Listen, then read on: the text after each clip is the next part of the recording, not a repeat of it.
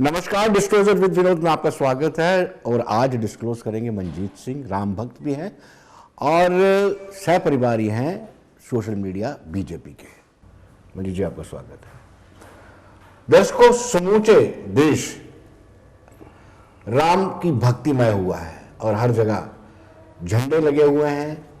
भगवान राम लला का प्राण प्रतिष्ठा 22 जनवरी को होने वाली है। छोटा मुहूर्त है, लेकिन सबकी आस्था जागी है। जागे भी क्यों ना, 500 साल लगे हैं इस संघर्ष में और इस संघर्ष के बाद आज हमें यह अवसर मिला है कि हम रामलला की प्राण प्रतिष्ठा कर पा रहे हैं। और उससे बड़ी बात यह है कि मंजीत सिंह जी ने अपने इन दिनों में, जब तक 22 जनवरी तक प्राण प्रतिष्ठा नहीं होगी, इन्होंने व्रत रखे हुए हैं। क्या सोच करके आपने व्रत रखे थे? मनोज जी, एक तो बहुत बहुत धन्यवाद। आज ये प्रभु राम की कृपा है, मुझे आपसे रूबरू होने का मौका मिला जी। व्रत ये सोच के रखे मनोज जी, सोचा कुछ नहीं, सच बताऊं तो जी। ये सब कुछ अचानक है जी। मैं कुछ समय से इस लाइन पे था, लेकिन एक मन में था कि जब भी कभी प्राण प्रतिष्ठा होगी तो हम निराहार रह के प्रभु राम के लिए हम जो कर सकते हैं वो करेंगे जी। तो व्रत एक मतलब वैसे ही सोच आई दिमाग में कि जब तक ये प्राण प्रतिष्ठा नहीं होती है तो मैं निराहार रहूं, बेड का उपयोग ना करूं, धरती पे सोऊं, पवित्र रखने की कोशिश करूं अपने आप को। हम प्रभु राम के लिए कुछ नहीं कर सकते विनोद जी, वो हमारे आराध्य हैं, हमारे प्रभु हैं जी। हम बड़े छोटे से इंसान हैं, वहाँ तक तो पहुँच भी नहीं सकते, लेकिन जो मुझे लगा कि हमें करना चाहिए वो मुझे, जो मैं इस जो यज्ञ चल रहा है इसमें अपनी थोड़ी सी होती डालूं, तो वो मैं कोशिश कर रहा हूँ मैं डाल सकूँ। इस महायज्ञ में मंजीत सिंह जी की ये आहुति है कि वो पिछले काफ़ी समय से निराहार है और ये 22 तक रहेंगे जब तक प्राण प्रतिष्ठा ना हो जाए। उत्साह देखिए और विश्वास देखिए। इन्होंने पिछले कुछ महीनों से प्रभु राम के 5 लाख से ज़्यादा इन्होंने श्री राम जी का जाप किया है, लिख करके जाप किया है। मैं बताऊंगा कि मंजीत जी कैमरे में बताएं कि कैसे आपने लिखा और कितना समय दिया आपने। विनोद जी, ये सिलसिला शुरू हुआ आज से करीब कोई 11 महीने पहले जी। मैं अपने कार्यस्थल पे बैठा था जहाँ से मेरी जीविका चलती है। वहाँ बैठे हुए वैसे ही मन में भाव आया कि कुछ लिखना चाहिए, तो मैंने एक कागज़ खींचा अपने लेटर पैड से, तो उस पर अपने मैं राम राम लिखने लगा। 1-2 दिन सिलसिला वहीं से चलता रहा, मैं राम राम लिखता रहा। फिर मेरे दिमाग में आ गया यार ये पेपर है, ये कहीं इधर उधर हो जाएगा। वो कहते हैं ना कि शिला पे राम का नाम लिखा था तो वो पवित्र हो गई थी, पानी में तैरने लगी। तो ये मैंने सोचा ये कागज़ का टुकड़ा है, इस पर राम का नाम लिखा तो ये एक ग्रंथ हो गया, ये भी एक पवित्र हो गया, तो ये कहीं इधर उधर ना हो जाए। फिर मैंने सोचा अगर मेरा भाव बनता गया जैसे लिखने का, तो फिर मैंने राइटिंग पैड लिए, उस पर लिखना शुरू किया। तो वो सिलसिला चलता रहा। तो जब भी मुझे वक्त मिलता है, जब भी मुझे टाइम मिलता है, तो मैं लिखता हूँ। इसमें कोई ऐसा नहीं है कि मैंने मुकर्रर टाइम लिखा कि इतने से इतने तक नहीं, जब भी मुझे टाइम मिलता है, ट्रैवल करते टाइम में मैं ट्रैवल करते लिखता हूँ।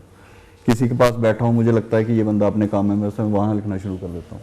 तो ये सिलसिला ऐसे चलता गया। मुझे नहीं पता था कि ये इतना हो जाएगा। ये तो कुछ साथी आए तो उन्होंने कैलकुलेशन लगाई, यार ये तो 5 लाख से ऊपर जा रहा है जी। तो वो सिलसिला चलता गया, एक लगन बनती गई और मैं लिखता गया और आगे भी प्रभु की इच्छा रही तो मैं लिखता रहूँगा। लेकिन आप आहत मत होइए, लेकिन कुछ लोग पब्लिसिटी के लिए भी ऐसा करते हैं, अपने प्रचार के लिए भी ऐसा करते हैं। विनोद जी, अगर मैंने ये प्रचार करना होता तो शायद बड़े दिन पहले ही कर दिया होता, शायद मेरे करीबी लोगों को भी नहीं पता। जब ये क्या हुआ, ये प्रचार का साधन कहाँ से बना। मैं एक दिन लिख रहा था तो मेरे एक साथी, वो दैनिक जागरण में वो आए, तो बात कर रहे थे, तो वो अपनी बात कर रहे थे, मैं लिखी जा रहा था, साथ साथ में बातें करी जा रहा था। वो कह रहा यार ये इतना लिख रहे हो तो मैं इसको प्रकाशित कर सकता हूँ, ये आपकी इच्छा है। तो उन्होंने किया था। तब मेरे जो खास फ्रेंड्स हैं, जो लोग हैं, उनको भी पता चला ये लिखता है, ये राम राम लिखता। आज भी, कल भी मुझे कोई 10 बंदों के फ़ोन आए, यार तुमने कभी बताया नहीं। माँ इसमें क्या बताना होता है, पूजा का भी कोई कुछ बताता है कि पूजा पाठ का भी कोई कुछ बताता थोड़ी है कि मैं कर रहा हूँ। बाकी ये जब किसी चीज़ ने सामने आना होता है ना, ये प्रभु की इच्छा के बिना नहीं आती। आज के दिनों में ये सामने आनी थी तो मैं आपके रूबरू हुआ जी। तो ये 1 साल से तो कभी किसी को ऐसा प्रचार में किसी में आया ही नहीं कभी। और बाकी ये सब ईश्वर की इच्छा है, जो जब होना है तभी होना है। हिंदू धर्म बड़ा विशाल है। हमारे मंदिरों में आरती के वक्त विश्व के कल्याण की कामना की जाती है जी। हम कहते हैं गौ माता की जय, विश्व का कल्याण हो। और हमारे ही आराध्य 5 दशकों तक मानी 500 सालों तक एक बंद से रहे, कितना विडंबना की बात है। विनोद जी, ये 500 सालों का संघर्ष जो है ना, कई लोगों ने बलिदान दिए वहाँ पे, कई लोगों ने कई किस्म के संघर्ष हुए। हमें याद है हमारे बचपन में रथ यात्रा चली थी और उस टाइम घर से एक ईंट लेते थे जी। तो हमने उसमें भी पढ़ता, तब हम बचपन में थे, पार्टिसिपेट किया था। लेकिन ये संघर्ष बड़ा लंबा चलता आ रहा है। कई बहुत संघर्ष हुआ, कई लोगों ने अपने प्राणों की आहुति दी, तब जाके ये हमें देखो, ये हमारे पे एक हमें ये दुख तो था कि हमारे आराध्य, हमारे पूज्य आराध्य ताले में बंद हैं, हम पूजा नहीं कर सकते, उनका नाम नहीं ले सकते, कोर्ट कचहरियों तक। देखो, जो हिंदू धर्म की सहनशीलता ही एक ऐसी है, सनातन धर्म की, कि हमें अपने आराध्य का मंदिर बनाने के लिए कोर्ट तक, कचहरियों तक जाना पड़ा। और मैं आप कहना नहीं चाहता हूँ, अगर किसी और धर्म में होता है जोर जबरदस्ती बना लेते वो, और कोई कुछ कहता भी नहीं उनको। और कितना संघर्ष करना पड़ा, आपको पता है वो जब बाबरी मस्जिद का इशू हुआ, कितनी गोलियां चली, कितने लोग शहीद हुए। लेकिन ये दुख की बात है। लेकिन ये सारे दुख कट गए जब ये मंदिर बनना शुरू हुआ। अब इसकी प्राण प्रतिष्ठा हो रही है। आज तो ऐसे लगता है पूरा हिंदुस्तान ही राम में, हिंदुस्तान के पूरा संसार ही राम में है। जहाँ जहाँ पे सनातनी है, हर जगह राम राम राम राम ही है। जी। मंजीत जी, क्या आपको लगता है डेमोक्रेसी और सेक्युलरिज्म एक ढाल बन के खड़े थे उस ढांचे को बचाने के लिए? देखिए, अपीजमेंट, देखिए, एक विशेष समुदाय को अपीज करने के लिए हम अपने धर्म के आराध्य को बचा नहीं पाए। ये देखो ना, ये बात फिर वही पॉलिटिक्स वाली आ जाती है। अपने इरादे को हम इसलिए नहीं बचा पाए कि जो हमारी सरकारें थी वो उनको बचाने के चक्कर में रहे, अपनी वोट बैंक बचाने के चक्कर में रहे। और देखो, विशाल जनसमूह होने के कारण भी हम लोग अहिंसा का रास्ता नहीं अपनाए, अहिंसा में रहे, हिंसा का रास्ता नहीं अपनाया, हिंसा का रास्ता नहीं, जी जी, हिंसा का रास्ता नहीं अपनाया, और हम अहिंसा में रहे और मर्यादा में रह के सारे काम किए। और मैंने आपको अभी जो कहा कि अगर ये किसी और धर्म का होता तो पता नहीं क्या क्या हुआ होता और कैसे क्या होता। और हमें इस बात का दुख था कि हमारी सरकारें, हम ही वोट देते हैं और हमारे राज्य जेल में हैं, ताले में हैं, हम पूजा नहीं कर सकते, हम मंदिर नहीं बना सकते। वहां पे तरपाल चेंज करने के लिए भी कोर्ट की अनुमति लेनी पड़ती थी। क्या दिन थे हमारे जी। हमारा दुर्भाग्य था ना, हमारे आराध्य पे बारिश पड़ी है, हम तरपाल चेंज कर, हमें कोर्ट के पास जाना पड़ता था। क्या सरकारें थी, क्या काम करते थे। ये किसी और ऐसे बहुल देश में होता तो क्या ऐसा होता? कभी भी नहीं होता। ये तो हमें लगता है कि ये सरकारों और सेकुलरिज्म की आड़ में हमें बंदी बनाए रखा, हमारे राज्य को बंदी बनाए रखा, तो हमें भी बंदी बनाए रखा। जी, चलो, उन्होंने राजनीति की, उन्होंने अपने वोट बैंक को प्रोटेक्ट किया। अब आप भी उसी राह पे चल रहे हैं। कहाँ 84 में 2 सांसद हुआ करते थे आप, अब 2019 में 303 सांसद हो गए हैं। और आप जिस तरीके से ये आप 22 को प्राण प्रतिष्ठा की बात कर रहे हैं, इसको इतना एग्जैजरेट किया जा रहा है कि विपक्ष कह रहा है कि इसमें भी आप खुल करके राजनीति कर रहे हैं, क्योंकि 2024 को आपने फिर सत्ता में आना है और राम मंदिर को ढाल बना के आना है। विनोद जी, ईमानदारी से मैं बताऊं तो क्यों नहीं करना चाहिए, क्यों नहीं करना चाहिए? फिर आप में और उनमें क्या अंतर है, मुझे बताइए ना। इस संघर्ष में कोई और पॉलिटिकल पार्टी आगे क्यों नहीं आई समर्थन देने? इतने सालों से एक ही पार्टी क्यों आती रही उनके समर्थन में? और इतने सालों में एक ही पार्टी ने अपने मैनिफेस्टो में एजेंडा रखा कि हम राम मंदिर बनाएंगे, चाहे कुछ भी हो जाए। जब भी हम पूर्ण मेजॉरिटी में आ गए, हम राम मंदिर बनाएंगे। और आज वो मौका आया तो हम क्यों ना करें, क्यों ना करें? मुझे तो ये बात समझ नहीं आती। अगर अपोजिशन बोलती तो बोलते, हमें कोई फर्क नहीं पड़ता है। हमने अपने इरादे का मंदिर बनाया, हमारा जो लोगों से, हमारे सनातनी लोगों से कमिटमेंट थी उसको पूरा कर रहे हैं। और 22 को प्राण प्रतिष्ठा हो रही है, तो हम इसको क्यों न अच्छी तरह मनाएं, इसको क्यों न दिवाली से बढ़कर तैयार क्यों ना मनाएं, इसको क्यों ना करें? कितनी सरकार, आपको पता है जब ये बाबरी मस्जिद का हुआ तो हमारी 4 स्टेटों की सरकार चली गई थी, सरकार चली गई थी। हमने सरकारें खोई, हमने अपने कार्यकर्ता खोए, हमने लाठियां खाई, हमने बलिदान दिए। तो हमें अगर आज ये शुभ मुहूर्त, शुभ टाइम आया तो हम इसको क्यों ना मनाएं? राजनीति तो रही है एक साइड पे। अगर मैं as a Hindu, as a सनातनी मुझे तो खुशी है ना इस बात की जी। मुझे तो खुशी होनी भी चाहिए कि खुशी है इस बात की कि आज मेरे इरादे को उनकी स्थान मिल रहा है, तो हम मनाएंगे उसको, जोर शोर से मनाएंगे। अपोजिशन जो कहती है कहने दो, हमें उस चीज से अपोजिशन तो बहुत कुछ कहते हैं, अपोजिशन ने फिर किया क्यों नहीं, इसको करना चाहिए था ना। वो तो 19 में जो उनके कपिल सिब्बल जी थे वो कहते थे फैसला मत देना सुप्रीम कोर्ट का, भी इलेक्शन है, दंगे हो जाएंगे। हुए क्या जी, हुए क्या? ये कपिल सिब्बल जी का बयान था ना, हल्फनामा था ना सुप्रीम कोर्ट में, अभी इसका फैसला मत करना, इलेक्शन है, कुछ भी हो सकता है। लेकिन वो तो चाहते थे ये रुके, ये बने ही नहीं। लेकिन अगर हमारी सरकार ने, हमारे माननीय प्रधानमंत्री जी ने इनिशिएटिव लिया और इसको हमें मौका मिला, और हम क्यों ना मनाएं, इसको मनाना भी चाहिए। मुझे लगता है हमें जोर शोर से और जोर शोर से मनाना चाहिए इसको। मुझे लगता है ये फेस्टिवल पूरा साल चलना चाहिए, इलेक्शन तो अलग की बात है, ये फेस्टिवल ही पूरे साल चलना चाहिए। टाइमिंग को लेकर के कांग्रेस को आपत्ति है। उनका कहना है कि अभी पूरी तरह से मंदिर का निर्माण नहीं हो पाया है और प्राण प्रतिष्ठा की जा रही है, जो ठीक नहीं है। ये सिर्फ चुनाव के माध्यम से, चुनाव के मद्देनजर। दो चीजें विनोद जी आपने पूछी हैं, एक तो टाइमिंग को पूछा, एक आपने पूछा कि मंदिर का पूरा निर्माण नहीं हुआ। विनोद जी मैं बड़ी सिंपल एग्जांपल देता हूँ।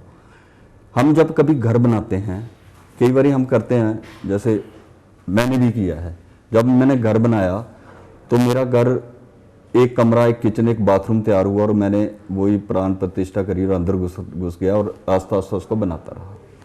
ये कहाँ लिखा है कि आपने एक जगह गर्भगृह तैयार होगी ना जहाँ पे राम जी ने बैठना, ये डेवलपमेंट के काम है, ये होते रहेंगे। हो सकता है ये आने वाले 5 साल में अयोध्या की नक्शा ही बदल जाए पूरा, वहाँ पे क्या क्या चीजें बननी है वो चलता रहेगा। लेकिन ये कहाँ लिखा है कि आप एक कमरे में वो नहीं प्राण प्रतिष्ठा नहीं कर सकते, आप मुहूर्त नहीं कर सकते? ये तो कहने की बात है विनोद जी। बाकी रही टाइमिंग की बात, ये हम बाद में भी करते तो तभी इन्होंने किसी और निकाल लेना था। आज ये टाइमिंग की बात कर रहे हैं। देखो जो हमारे बुद्धिजीवी हैं, जो हमारे शास्त्र नोइंग लोग हैं, उन्होंने कुछ सोच के ही ये मुहूर्त 22 जनवरी का, और वो आपको पता है 84 सेकंड का मुहूर्त है सिर्फ वो प्राण प्रतिष्ठा का, 84 या 82 सेकंड का मुहूर्त है, उसके बिना मुहूर्त ही नहीं है इसका। तो वो तो कुछ कहेंगे, हम कुछ भी करेंगे, अपोजिशन ने कुछ तो कहना है ही नहीं उनके पास, कुछ कहने कुछ तो कहेंगे ना। अच्छा हो रहा है देश में तब भी कहेंगे, बुरा होगा तो वो कहेंगे ही कहेंगे। आज देश खुश है, आज देश राम में है। आज आप कोई प्लेटफॉर्म उठा के देख लो, राम ही देखेंगे आपको। अब सड़क पे चले जाओ, स्कूटरों पे भगवान राम के, मोटरसाइकिलों पे आपको झंडे दिखेंगे। कौन लगवा रहा है? खुद ही लगा रहे हैं लोग। आप बीजेपी को सूट करता है। बीजेपी को क्यों नहीं सूट करेगा मुझे बताइए ना आप। हमने ये एजेंडा छोड़ा तो नहीं था। हमारे 2 सांसद थे तभी हम कहते थे कि राम मंदिर बनाएंगे, नहीं था तब भी कहते राम मंदिर बनाएंगे। हमारे एजेंडे में जितने काम थे 370 थी, राम मंदिर था। ये कब छोड़ा हमने? कभी छोड़ा ही नहीं हमने। तो हम क्यों नहीं इसको मनाए और क्यों ना करें इसको? एक चीज मेरी समझ से बाहर है और विपक्ष की समझ से भी बाहर है। जब ये फैसला सुप्रीम सर्वोच्च न्यायालय ने दिया तो आप कैसे क्लेम करते हैं कि ये राम मंदिर हमने बनाया? विनोद जी मैं एक बात आज आपको मैं लिख के दे सकता हूं। ये फैसला अगर किसी और सरकार में आया होता ना, ये 4 साल मंदिर नहीं बनता। अपीलों पे अपीलें होती, वकीलों पे वकील खड़े होते, स्टे पे स्टे लिए जाते और इसको रोका जाता जी। ठीक है जी। और उसके बाद देखो, जब फैसला आने के बाद किस गति से काम हुआ, किस गति से काम हुआ, ये कोई ही सरकार कर सकती नहीं। अगर हमारे माननीय प्रधानमंत्री नहीं होते और माननीय योगी जी वहां पे मुख्यमंत्री नहीं होते, तो मैं आपको लिख के दे सकता हूं ये मंदिर आने वाले 10 साल भी नहीं बनता वहां पे। क्योंकि मन में इच्छा होनी चाहिए कुछ करने की। हमारी जो सरकार है उनके मन में इच्छा थी कि हमने इसको बनाना है। एक बार फैसला आ गया ना, फैसला आने तक रुके थे वो, उसके बाद पीछे मुड़ के तो नहीं देखा ना जी। पीछे मुड़ के तो नहीं देखना काम। वो फैसला कोर्ट ने दिया। 2 भाइयों की लड़ाई होती है, 2 भाइयों की लड़ाई होती है जमीन पे, बांट दी जाए, कोर्ट फैसला दे देता है उसको कि ये तेरी। एक भाई ढीला रहता है मकान बनाना, दूसरा फटाफट बना लेता है। वो तो अपनी सब इच्छा है, वो बना रहे हैं। वो हम सरकार को इसलिए श्रेय देते हैं कि जितनी तेज गति से ये काम हो रहा है और कितनी डेवलपमेंट हुई है। अयोध्या बदल ही गई है। कल मेरे एक दोस्त वहां पे गए थे, मैंने उनकी फोटो देखी एक्चुअली फेसबुक पे, तो मैंने उनको फोन किया, मैं पहुंच गया अयोध्या। हाँ, मैं कैसा अयोध्या? कहता यार देख के तबीयत ही खुश होगी। अयोध्या लगता ही नहीं पहले जैसा अयोध्या। तो ये श्रेय कहीं ना कहीं सरकारों को तो जाता ही है ना, जो सरकार वहां पे है उसको जाएगा ही। अगर गलत चीजों का श्रेय जाता है तो अच्छी का भी सरकार को ही जाएगा जी। मलिक जी, आपने 2 भाइयों का जिक्र किया, कोर्ट का जिक्र किया, जमीन का जिक्र किया। एक भाई को 2024 में इलेक्शन नहीं लड़नी थी, इसलिए उसने आहिस्ता आहिस्ता बनाया और एक भाई को 2024 में लोकसभा के चुनाव लड़ने थे, इसलिए मंदिर का निर्माण भव्य। नहीं, इलेक्शन के साथ इसको जोड़ के देखते ही नहीं हम। बड़ी सीधी सी बात है, इलेक्शन का ये मंदिर बनना था, ये मंदिर जितनी जल्दी बनेगा हमारे लिए अच्छा था। 2000 इलेक्शन तो अलग चीज है ना, इलेक्शन तो क्या है। अब देखो क्या होता है कि अब अपोजिशन को लगता है कि शायद ये राम में हो गया हिंदुस्तान और बीजेपी तो शायद घर में बैठ के जीत जाएगी, ऐसा नहीं है। भारतीय जनता पार्टी का कार्यकर्ता, राम मंदिर एक साइड जो चल रहा है उत्सव वो चल रहा है, लेकिन आज भी आप ग्राउंड पे जाके देखो भारतीय जनता पार्टी का कार्यकर्ता आज भी उसी शिद्दत से उसी तरीके से काम कर रहा है जो पॉलिटिक्स के लिए करना है जी। राम मंदिर तो उसके लिए तो जो काम होगा वो तो सारे सनातनी, सारे हिंदू कर रहे हैं, सारे सनातनी कर रहे हैं। राम मंदिर के लिए कोई भारतीय जनता पार्टी का कार्यकर्ता तो नहीं किसी घर जाके कह रहा कि सवेरे उठ के प्रभात फेरी निकालो, अपने घर पे झंडा लगाओ, वो तो नहीं कह रहा ना। वो तो नहीं कह रहा कि लाइटें लगाओ। मैं जब पूरे रास्ते में आया हूँ, हर चौक में मुझे झंडे देखे हैं, हर चौक में मैंने झंडे देखे हैं, हर चौक में मैंने स्पीकरों पे गाने बजते देखे हैं, राम जी आएंगे जी। तो ये लोगों के मन की खुशी है, ये भारतीय जनता पार्टी की तो है ही है, लेकिन आम सनातनी की, आम हिंदू की जिसको पॉलिटिक्स से कुछ लेना देना नहीं, वो भी इसको इस उत्सव को मनाया जा रहा है। लेकिन सवाल यह है कि आप किस्मत के धनी हैं। आपके अपोजिट वाले जो कांग्रेस की बात करें, जो आपके समकक्ष हैं, उनको देखिए, उनकी बदकिस्मती देखिए, उनको न्योता मिला और उन्होंने मना कर दिया कि ये आयोजन जो है ये राष्ट्र स्वयंसेवक संघ और भारतीय जनता पार्टी का आयोजन है। विनोद जी, प्रभु की सेवा करना, प्रभु के दर्शन करना हर बंदे के भाग्य और सौभाग्य में नहीं होता जी। ये उनकी वही बात है कि इनको मौका मिला है और इनके भाग्य ने साथ नहीं दिया, ये नहीं जा रहे वहां पे। हमारे लोगों के भाग्य साथ दे रहा है। उनकी किस्मत में लिखा था कि राम लल्ला के दर्शन करने वो जा रहे हैं, और इनके भाग्य ठीक नहीं है। मैं तो ये कहता हूं कि इनकी कुंडली में कोई ग्रह बैठा है जो इनको इस चीजों से मोड़ के बार बार गलत साइड पे लेके जाता है। मुझे ये बताओ कि मेरा कट्टर दुश्मन भी होगा तो मैं क्या उसको मंदिर जाने से रोक सकता हूं क्या?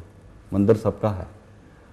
जो ट्रस्ट का फर्ज बनता था कि हर पॉलिटिकल पार्टी को न्योता देना, उन्होंने दिया और घर जाके बुलाया। ये तो है नहीं कि चिट्ठियों से न्योता भेजे हैं, उनके प्रतिनिधि गए। अब उनके भाग्य में नहीं है राम जी का दर्शन करना, तो इसमें कोई क्या कर सकता है जी। ये उनके दुर्भाग्य है। मैं तो ये नहीं, उनका दुर्भाग्य नहीं, आप किस्मत के धनी हो। देखो वो तो किस्मत के धनी तो नहीं, हम किस्मत के तो धनी हैं। तो हमारे मैं अपने आप को बड़ा सौभाग्यशाली मानता हूं कि मेरे जीवन काल में मेरे इरादे प्रभु श्री राम का मंदिर बनना और उसकी मेरे होशोहवास में प्राण प्रतिष्ठा हो रही है। हम तो सौभाग्य मानते ही हैं, हम तो किस्मत के धनी अपने आप को मानते ही हैं, और जिसको प्रभु राम का आशीर्वाद मिलता है वो भाग्य का धनी होता ही है।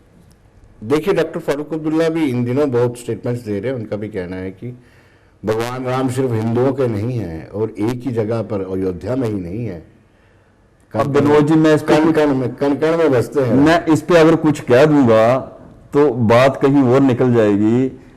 मैंने पढ़ा उनका स्टेटमेंट आज सुबह। मैं आपको शायद आपको पता ही है कि मैं थोड़ा सा सोशल मीडिया का सह प्रभारी होने के नाते मुझे इन चीज़ों से टच में रहता हूं।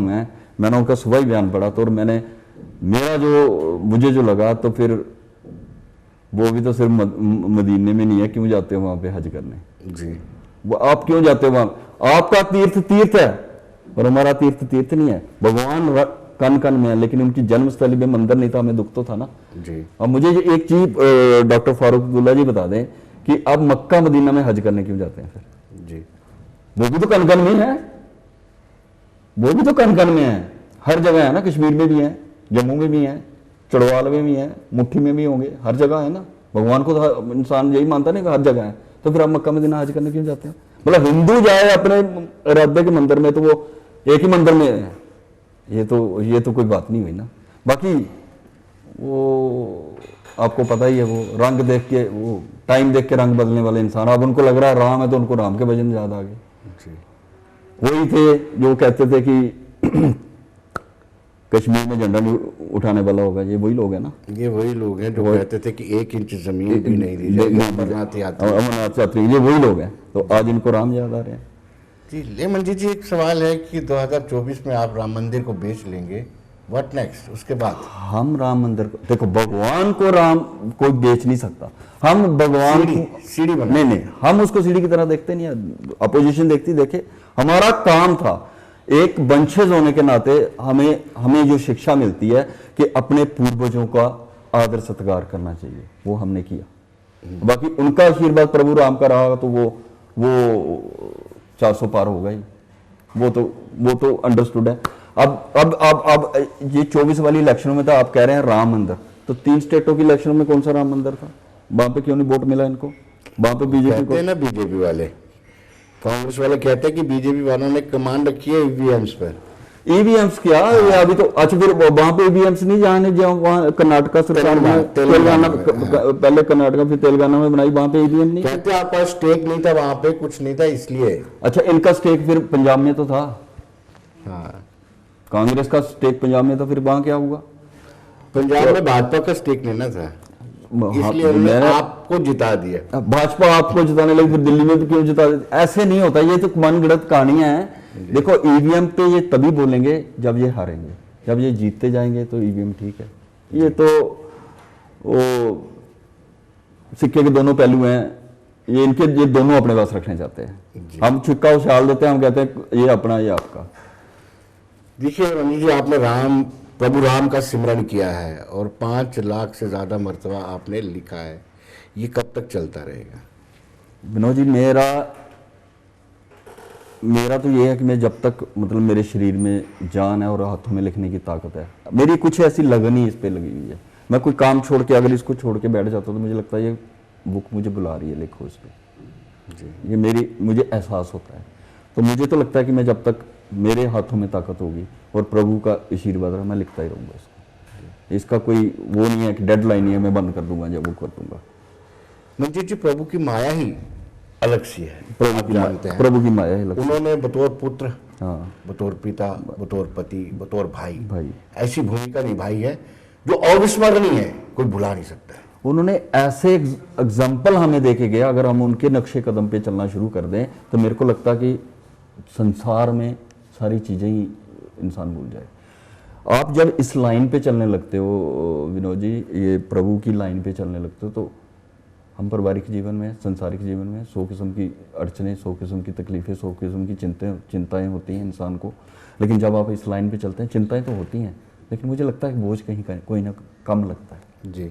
चिंताओं का बोझ कम लगता है। जब कोई बड़ी चिंता आता है तो आप इस साइड पे लग जाओ, लिखने लग जाओ, तो ये आप खुद भी प्रैक्टिकल कर लेना, आपको वो बोझ कम लगेगा।